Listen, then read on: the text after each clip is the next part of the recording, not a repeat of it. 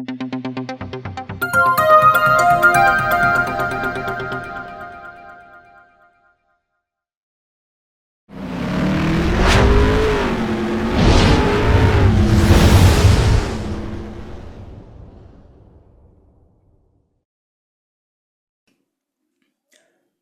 guys, my name is Teacher Jacob, and once again I come before you.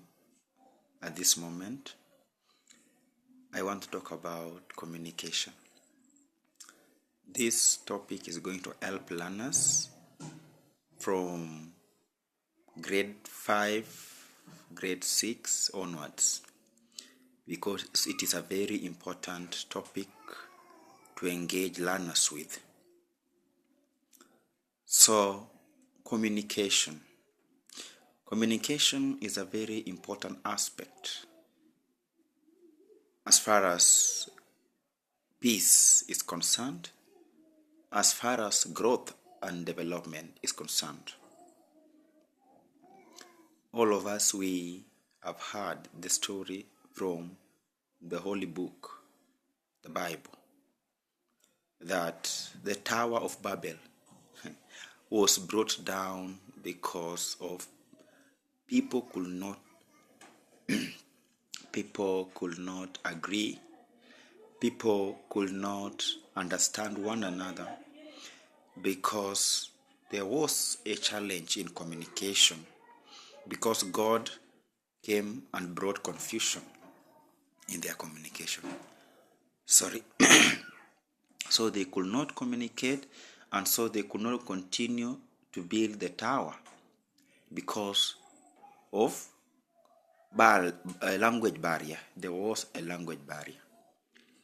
So again, communication is a very, very, very important thing in any society, in the family, and also in a nation or in a country. So I want to handle communication alone for today. Then I will be able to extend to transport and other lessons. So as long as you are in this channel, subscribe, like, so that anytime I produce a video like this, the YouTube will notify you immediately. So communication is the sending of an information and the receiving of an information. So when I take my phone and make a call, that is communication. When that guy or that person from another side, the guy that I'm calling, picks the call and answers the call, and then we are now communicating, me from this side and him from the other side. That is communication. So when I take my phone or my laptop, send an email or send a short message through my phone, and then after some time, the one whom I'm sending the message responds through a message. That message is called a reply. So that reply is called a feedback.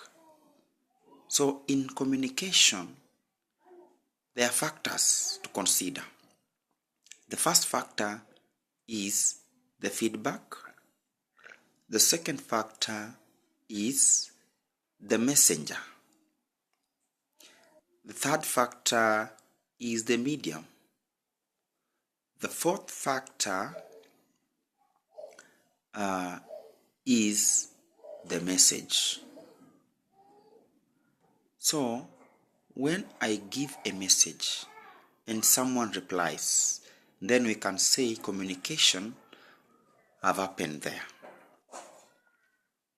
So I want to assume that the grade 5 learners are there. So I want to a little bit go down to their level and talk about two types of communication. We have the modern communication and the traditional forms of communication. So, the modern form of communication is divided into two. The first one is the print media, and another one is the mass media. So when you talk about the print media, you are talking about the magazines, you are talking about the newspapers, you are talking about the bricoliers, you are talking about the pamphlets. Those are print media.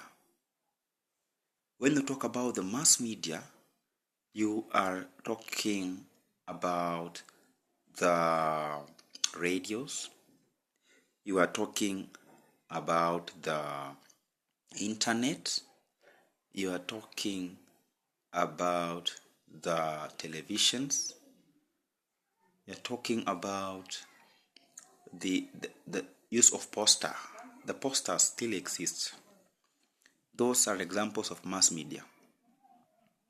When you talk about the traditional form of communication, you are talking about the use of fire, use of smoke.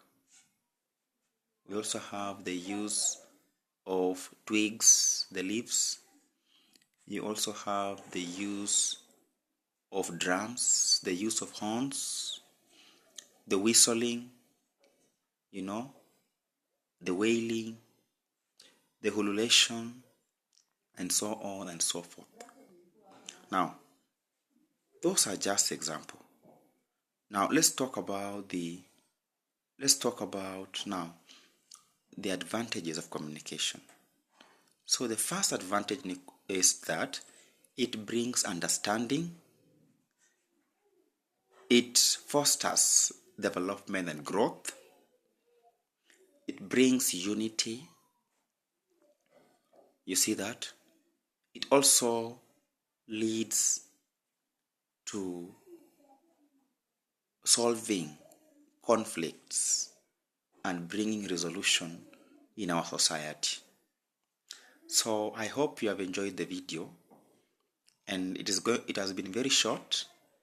And if you are going to stay with me, I'm going to produce another lesson on transport, and it's going to benefit you as a learner. Thank you for staying with me. Welcome.